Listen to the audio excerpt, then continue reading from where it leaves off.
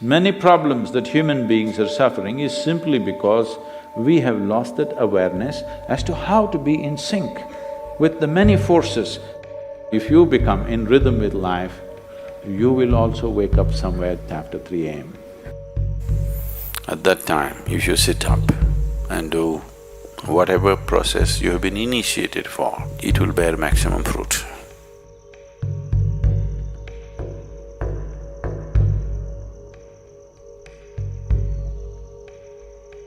In the way the planet is spinning and what is happening, something very fundamental changes somewhere between 3:20 to 3:40. This is called Brahma Muhurtam. This is relevant only up to 33 degrees latitude. Your system, human system, functions in a certain way. It is a possibility. So, there has been an awareness about making use of this possibility. Your life is a product of many things that we call as the universe, many things that we call as existence. So we are a consequence of a certain phenomenal happening that we call as cosmos. We are not an individual existence. So when you get in sync, certain things will happen. You know, there's a cicadas in where we are in Tennessee, the US ashram, they wake up once in 17 years. Can you beat it? They know it is 17 years and they come awake and they breed and they go back to sleep. They're keeping time once in 17 years, no alarm bell anywhere. Well, how is this? I'm saying they're in sync with nature. We have lost sync within nature and we think that is our nature. No.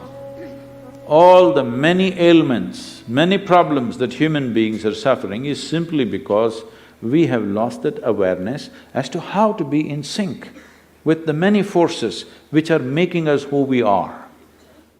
So yoga is to bring that sync so that you are in rhythm with life. If you become in rhythm with life, you will also wake up somewhere just after 3 a.m. If you're conscious, suddenly a certain spark of aliveness will happen within you. Even if you're in deep sleep, you will come awake. This must happen to you. This means you're falling in sync with it. You're falling in sync with life. So what should I do? Should I meditate? Should I do a kriya? Doesn't matter what. You must do a process for which you have been initiated for. Because initiation means you were not just taught a practice, it was introduced into your system, it was implanted in your system. So whatever, if there is a life seed within you, if you're awake at Brahma Muhurtam and sit for whatever that practice is, it bears maximum fruit because of the way the planet is behaving in relation to your system. If you become aware in a certain way, a certain level of awareness is achieved within you, you will see, you will simply know when the time is. If you go to bed at the right time, you don't have to look at your watch. You will always know when it is 3:40,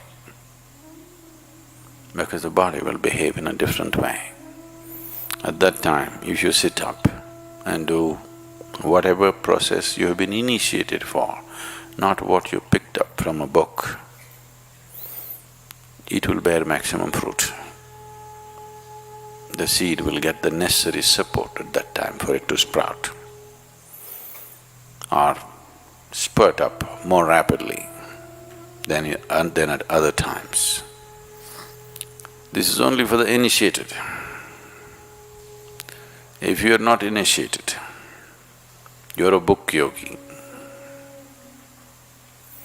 then 340, 640, 740, not so much of a difference. Sandhya kalas are more important for such people. Sandhya means 20 minutes before sunrise, 20 minutes after sunrise, or 20 minutes before sunset and 20 minutes after sunset. The same goes for noon and midnight, but they're of a different nature. So these two twilights are better for the uninitiated. 340 is good for those who've been powerfully initiated.